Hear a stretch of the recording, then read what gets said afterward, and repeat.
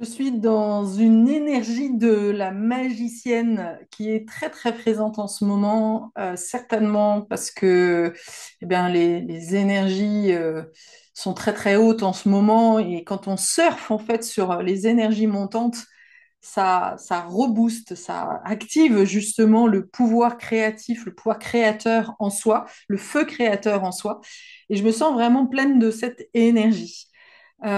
Si tu veux en savoir plus sur, de manière générale sur l'énergie de la magicienne, je t'invite à souscrire, à prendre le programme, le réveil des héros intérieurs que tu vas trouver dans ma bio. Et qui va te permettre de comprendre que quand les choses vont mal dans ta vie, c'est que justement, il y a cette énergie de la magicienne qui demande à prendre sa place. Parce que pour pouvoir transformer le plomb en or, eh ben, il faut d'abord être dans le plomb, tu comprends? Et très souvent, on ne comprend pas pourquoi l'univers s'acharne sur nous, alors qu'en réalité, s'il s'acharne sur toi, c'est qu'il y a une magicienne à l'intérieur de toi, mais tu ne le vois pas. Voilà, ceci étant dit, aujourd'hui, j'avais justement envie de pouvoir apporter mon regard par rapport à l'anorexie. L'anorexie, c'est voilà, un trouble alimentaire et j'ai accompagné beaucoup de personnes dans cette problématique-là. Et à travers les personnes que j'ai accompagnées, j'ai, on va dire, identifié un schéma qui est assez récurrent. Donc, c'est ce que j'aimerais te partager ici. Alors, attention, je ne déclare pas que c'est une vérité, mais c'est un point de vue. Et donc, j'encourage d'ailleurs toutes les personnes qui sont passées par cette anorexie ou qui sont peut-être encore dedans de témoigner, de réagir, de voir est-ce que ça leur parle ou est-ce que, ben non, pas du tout, c'est pas ça du tout. Et tout est OK. La première des choses et là pour le coup c'est un fait, c'est que l'anorexie touche plus particulièrement les femmes. Alors pourquoi ce sont les femmes qui sont particulièrement touchées par l'anorexie? Certainement parce que la notion de paraître, de la beauté extérieure est certainement plus sensible chez la femme. La femme, dans l'inconscient collectif, était souvent véhiculée comme un objet justement de séduction. Et là, ouais, il y a beaucoup à dire sur notamment l'archétype euh, de cette déesse grecque qui d'ailleurs est souvent reconnue comme une déesse égyptienne. Je n'ai plus son nom. J'ai nommé Cléopâtre. Cléopâtre est une femme très puissante, très stratège, qui a accompli des grandes choses pour son peuple. Mais l'image que l'on garde très souvent dans l'inconscient collectif, c'est la beauté, la femme fatale, celle qui a usé de ses charmes pour pouvoir arriver dans le monde. Et donc, euh, et manifester sa présence. Et déjà là, j'ai envie de faire un espèce de parallèle, puisque dans la symbolique, ne plus manger, c'est justement ne plus nourrir le corps. Et donc, ne plus nourrir le corps, ça veut dire, euh, non, ça veut dire aussi ne plus manifester, ne plus avoir, c'est vraiment le face-à-face avec la mort, évidemment. Et c'est pour ça que très souvent, et j'y reviendrai, le rôle de la mère est très fondamental par rapport à ça.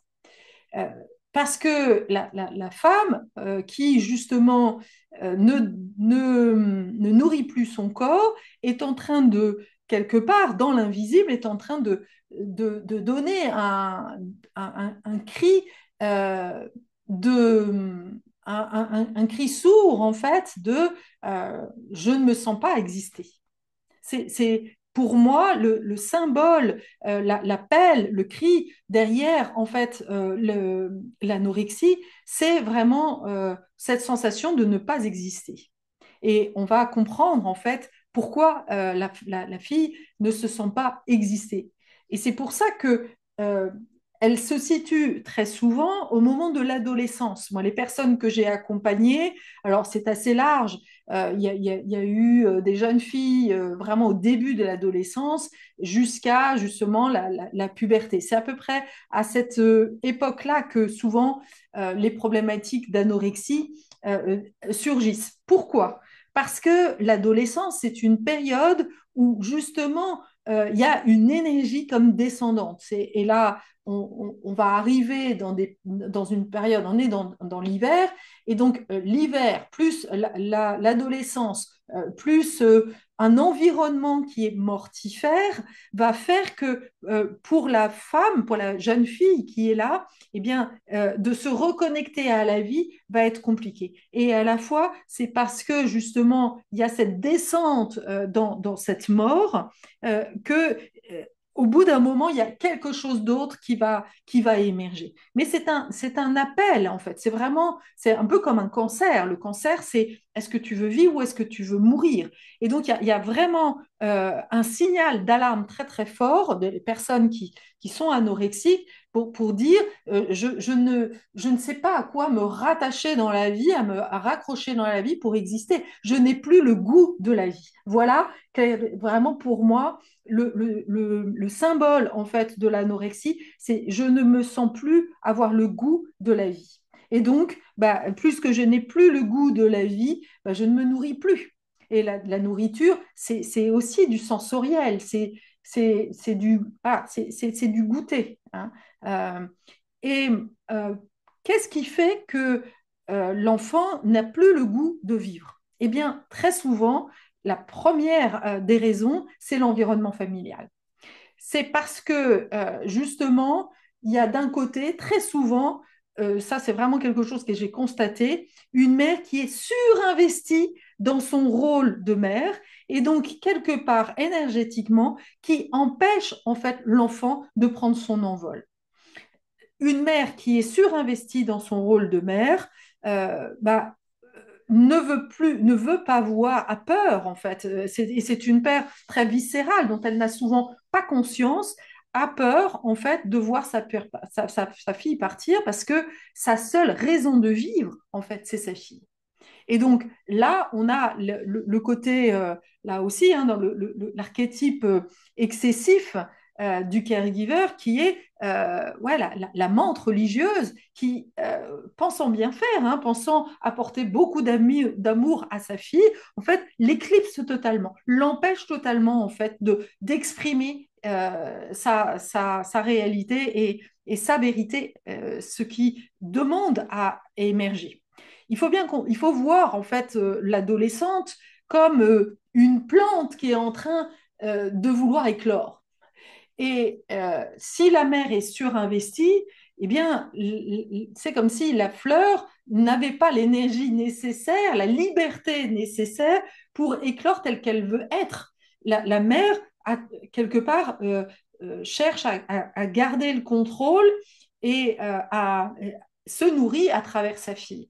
Et donc là, il y a une intrication, un enchevêtrement entre la fille et la mère et la fille n'arrive pas à se défaire en fait de cette emprise de la mère.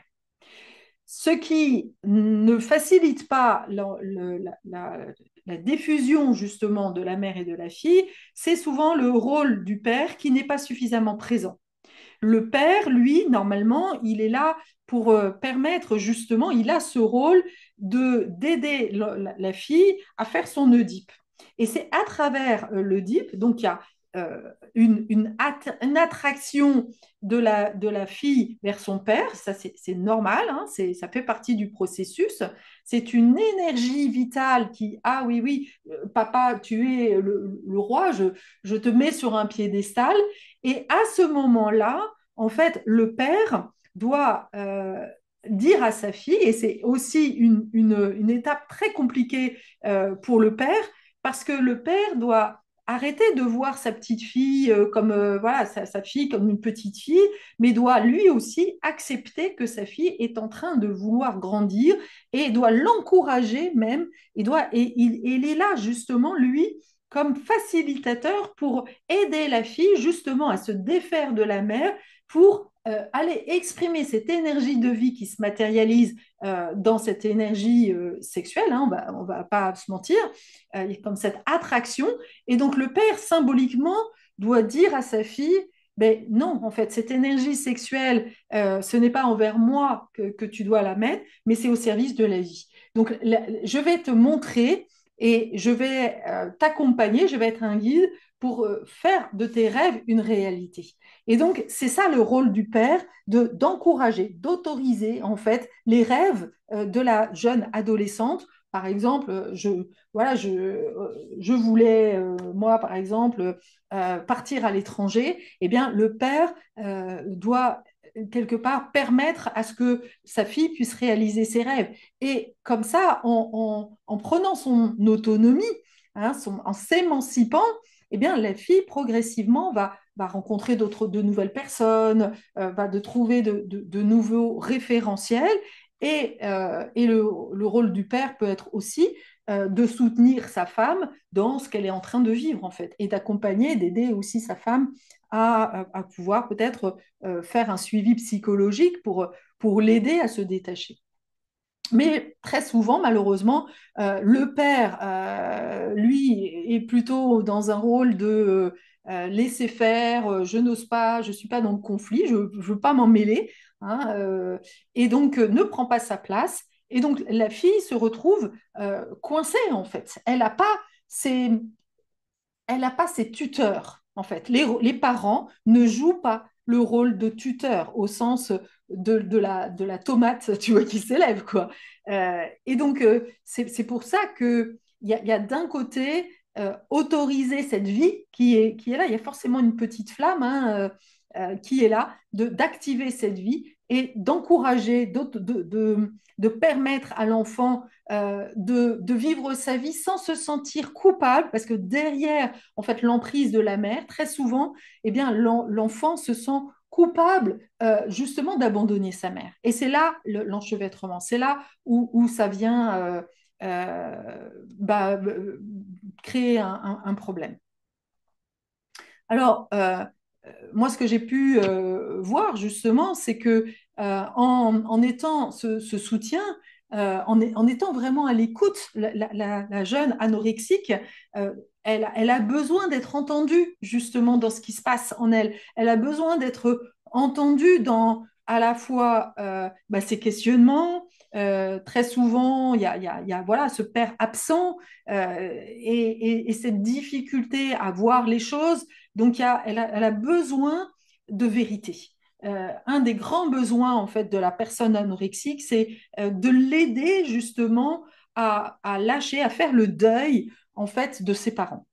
Encore une fois, c'est la période de l'adolescence. Donc, l'idée de faire, quand je dis, attention, quand je dis faire le deuil de ses parents, c'est d'arrêter de voir les parents, de mettre les parents sur un piédestal, d'arrêter d'être dans l'illusion et oui, dans l'illusion que les parents sont parfaits.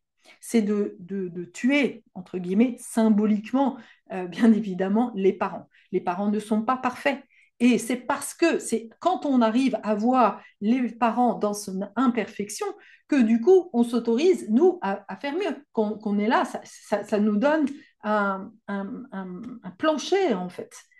Mais dans l'exemple j'ai un exemple par exemple d'une cliente, d'une jeune que j'ai accompagnée et son père, donc ses parents étaient déjà divorcés, donc déjà voilà il y avait ce traumatisme à travailler, à libérer. Et suite à ça, eh bien, elle avait un père qui sans arrêt était sans arrêt en train de lui dire mais oui, je viendrai, etc. et qui ne tenait pas parole. Et pour la fille, la jeune fille, c'était très compliqué en fait. Elle était tout le temps dans elle restait dans une espèce d'illusion qu'un jour son prince viendra quelque part, tu comprends, à travers son père. Et donc, il a fallu l'aider justement bien à casser cette image d'Épinal pour, là, encore une fois, faire en sorte que cette Oedipe puisse se transformer et qu'elle utilise cette énergie au lieu de maintenir une illusion, d'aller vraiment de faire des rencontres et de s'autoriser justement à une vie amoureuse, tout simplement. Ce qui a été d'ailleurs très intéressant, c'est que au fur et à mesure du temps, elle s'est rendue compte que elle a accepté en fait ce besoin d'être reconnue, d'être vue, et elle en a développé eh bien, une chaîne YouTube.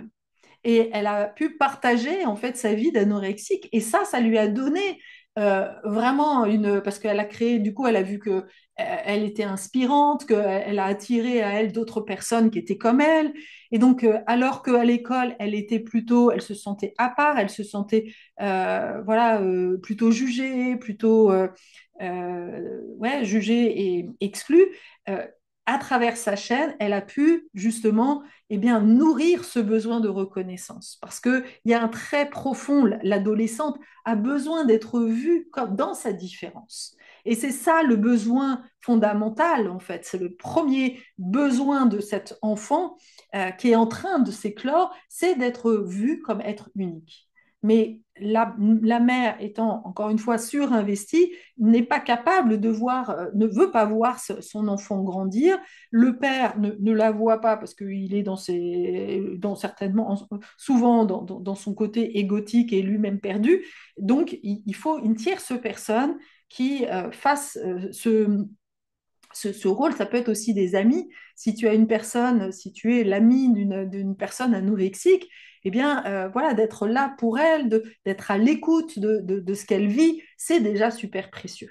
Et c'est ça dont cette personne a besoin. Elle a besoin, voilà, de ce feedback.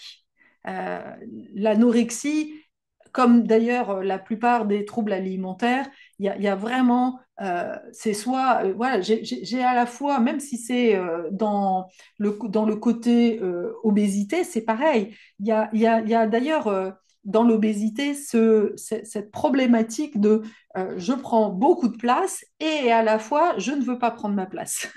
Et c'est exactement la même situation dans l'anorexie. C'est comme si j'allais disparaître, hein, parce que si je nourris pas mon corps, ben, je vais disparaître. Mais à la fois, derrière ça, il y a vraiment une envie justement de prendre ma place, en fait. Donc ça, c'est la première grande partie. La deuxième grande partie, c'est la dimension aussi de la sexualité. Il est assez fréquent que l'anorexie cache aussi une blessure sexuelle. Alors, ça peut être euh, d'avoir vécu l'inceste, ça peut être aussi en lien avec du transgénérationnel. C'est-à-dire que la personne qui a des troubles alimentaires porte en elle euh, ouais, une blessure, une mémoire, on va appeler ça comme ça, une mémoire justement d'abus sexuels. Et dans le cas, dans plusieurs de mes clientes qui sont venues à moi avec cette problématique d'anorexie, avaient vécu des situations avec ouais, des abus ou des choses où elles avaient vu comment on appelle ça, un exhibitionniste. En tous les cas, un rapport à la sexualité qui rend mal à l'aise. Il y a eu aussi, et ça, je dis, j'en parle parce que c'est quelque chose que peu de gens nomment, même dans la sphère médicale. J'ai une de mes clientes, d'ailleurs, et là, c'était la mère, qui avait vu, parce qu'elle était assistante dans un hôpital, et elle avait vu passer justement une plainte auprès d'un médecin d'abus. C'est-à-dire qu'il y a certains médecins qui vont abuser de la situation, de la vulnérabilité de ces jeunes filles pour abuser de ces jeunes filles à ce moment-là. Donc, alors je ne veux pas ternir l'image de la médecine et je ne veux pas en faire une vérité. Ça ne se passe pas forcément comme ça et je veux ne pas non plus activer les peurs, etc. mais c'est une vigilance à avoir.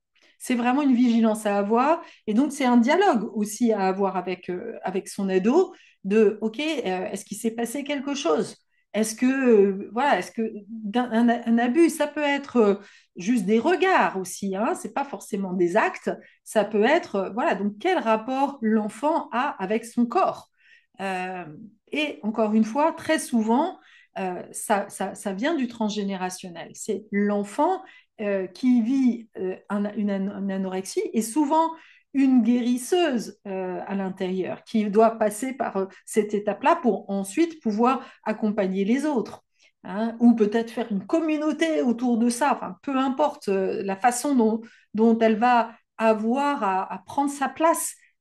Mais c'est de la nourriture, là, pour le coup. Ça fait partie eh bien, de son chemin de vie et elle va forcément avoir à le transformer. Et donc, voilà, ces deux grands aspects-là, le rapport à la mère et, on va dire, le lien familial, et donc l'importance de trouver un environnement des personnes avec lesquelles, au contraire, elles se sentent autorisées à déployer ses ailes et à sortir du nid, quoi, hein, c'est vraiment ça.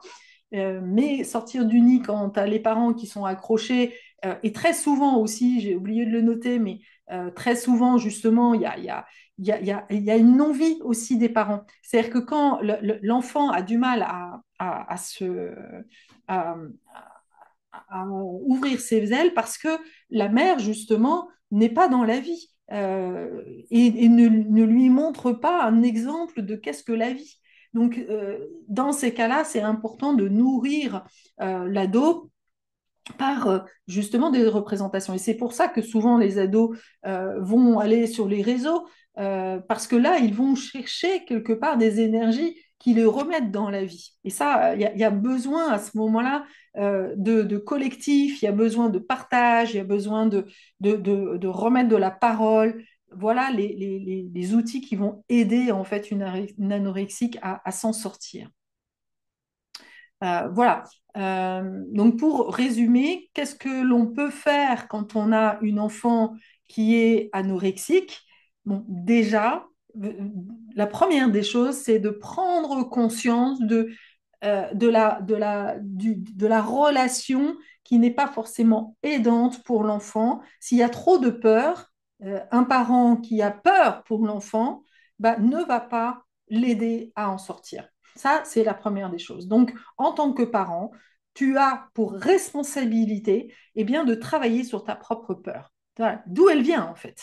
C'est peut-être en lien avec justement une peur de la mort, des événements passés, ta mère qui était elle-même malade, etc., etc. Donc c'est important en tant que mère, en tant que parent, et je dis mère, mais c'est aussi évidemment le père, de travailler sur soi. Donc ça, c'est vraiment pour moi la première étape, c'est en tant que parent, attention de ne pas empirer les choses en mettant la pression sur l'enfant de manger, et ça c'est très souvent ce que je vois, c'est, bah oui, les parents vont presser l'enfant, vont faire la pression sur l'enfant pour dire, mais comme un gavage en fait. Mais en faisant ça, on fait tout l'inverse. On ne redonne pas le pouvoir à l'enfant de choisir. Or, c'est ça qu'il a besoin de vivre. Donc, ok, je prends ma responsabilité, je sors de ce rôle, de cette compulsion à vouloir absolument aider ma fille.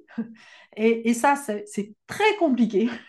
Je l'ai vécu, j'ai une fille qui est obèse, donc je sais de quoi je parle. Quand je parle d'anorexie, je parle aussi de l'autre facette qui est, voilà, qui m'a vraiment fait beaucoup travailler sur cette posture justement de la guérisseuse, de ne pas de ne pas être complètement, de ne pas être dans le rôle de la sauveuse qui veut absolument que l'autre guérisse. Parce qu'en faisant ça, on coupe l'énergie, au contraire. On coupe l'autre de son pouvoir personnel, de son choix. Et ben oui, il a le choix. Donc, voilà, de travailler son propre rapport à la mort, c'est vraiment un passage important et utile. Et ensuite, eh bien, voilà, d'être un contenant pour l'autre, d'être dans la vie, d'être soi un modèle de vie. Donc, plus, et dans mes exemples, je vois bien comment, quand j'ai pu aider à la fois la mère et la fille, bah, c'est, en quelques mois, c'est réglé en fait. La mère prend conscience de son devoir en fait de reprendre sa vie en main, euh, ouais, de sortir avec ses amis, de ne pas être sans arrêt en train de demander, de surveiller sa fille. Le rôle aussi de faire des repas un moment de joie, d'intégrer la fille dans la préparation des repas. Euh, Ce qui est super important aussi dans la guérison, c'est de reconnecter la personne à son corps. Donc tout ce qui est sensoriel, danse, gymnastique, sport, tout ça est vraiment préconisé. Donc ça, c'est vraiment... Alors attention, le sport, pas d'un sport de haut niveau. Voilà, c'est vraiment massage, offrir à sa fille un massage, lui faire des massages plutôt que de lui répéter à longueur de journée qu'elle doit manger, c'est bien plus efficace parce que ça remet la fille dans son corps. Il y a aussi très souvent voilà, des chocs traumatiques de l'enfant qui a fait que l'enfant est dissocié. Ça peut être une manifestation de ça aussi, comme un manque d'ancrage. Mais le manque d'ancrage, c'est aussi le lien à la vie elle-même. Donc, voilà, nous devons, en tant que parents, être un modèle de waouh, mais oui, la vie est belle, en fait. Et je vais te montrer, je vais te partager, je vais diffuser, même énergétiquement. Plus je diffuse que la vie est belle, plus je le vis moi dans mon corps, plus quelque part ma fille en profite dans l'invisible. Et ça, c'est vraiment hyper important. Si je suis dans ma morbidité, je suis bien placée là aussi pour le savoir, puisque j'ai eu une mère qui était dépressive. Et j'ai vu à quel point sa morbidité m'entraînait en fait, m'impactait en fait dans mon rapport à la vie. Et ce qui est vrai dans un sens est vrai dans l'autre. C'est-à-dire, on peut transmettre la morbidité par la parent, mais j'ai le pouvoir voilà, d'être dans la vie et j'ai même le devoir d'être dans la vie pour ma fille. Ça peut être un moteur aussi pour la fille de dire, OK, c'est ça ma responsabilité et c'est tout. Et en ça, je sais que je l'accompagne. Voilà ce que j'avais à transmettre par rapport à l'anorexie. Vraiment, je serais ravie d'avoir des témoignages ici sur ce sujet dont on parle quand même pas beaucoup et dont je crois, même si j'ai pas trop regardé dans les réseaux, mais où on raconte un peu toujours la même chose. Voilà, je pense apporter un nouveau regard qui permet justement aux personnes de se prendre en charge et de pouvoir cheminer. En tous les cas, le chemin thérapeutique avec une personne de confiance avec lequel voilà, on peut partager voilà, des choses intimes, me semble vraiment une clé très importante. À bientôt!